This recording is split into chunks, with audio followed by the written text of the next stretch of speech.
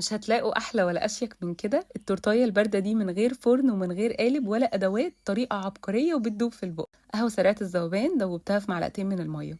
جبت كوبايه من الكريمه عليها معلقتين من موس الفانيليا وكوبايه متلجه من الحليب واضربهم كويس. زودت عليهم القهوه واضرب كده لحد ما اوصل للقوام ده.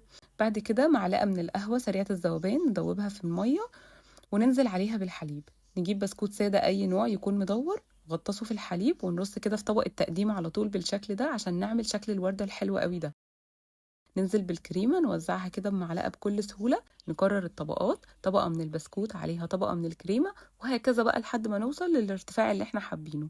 انا عملت 6 طبقات. باقي الكريمة اللي معايا وزعتها على الجوانب، هسويها كده وادخلها التلاجة. قالب من الشوكولاتة بكسره وبسيحه في الميكرويف ونضيف عليه نص كوباية من الحليب، وكده عملت الجناش. ننزل بيه بقى على التورتايه كده على الجوانب ونفرد الباقي على الوش، وزينت كده بشوكولاتة مبشورة، وشوفولي الجمال والحلاوة بتاعتها.